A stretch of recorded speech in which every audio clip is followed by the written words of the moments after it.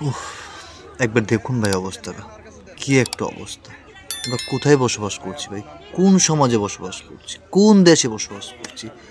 আজকে যেইখানে একটা 7 বছরের ছোট্ট শিশু বাচ্চা তার বোনের বাড়িতে গেছে বেড়াতে, আর সেইখানেও সে নিরাপদ না।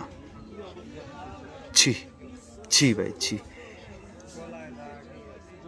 কি বলবো ভাই, বলুন, কি বলার আছে এইখানে? আমি আসলে ভাষা হারিয়ে ফেলছি। এখানে শুধু তাকিয়ে দেখা ছাড়া কিচ্ছু করার নেই আমাদের। এমন একটা অবস্থা হয়ে গেছে। আমাদের দেশে এমন একটা আইনের ব্যবস্থা হতে পারে না যে দর্শকের একমাত্র বিচার হবে মৃত্যুদণ্ড? একমাত্র বিচার হবে মৃত্যুদণ্ড। আমি এটা একমত, যদি মৃত্যুদণ্ড হয় তাহলে এটা দেখে আর এই দেশে কেউ এরকম কাজ করার মাথায় চিন্তায় আনবে না।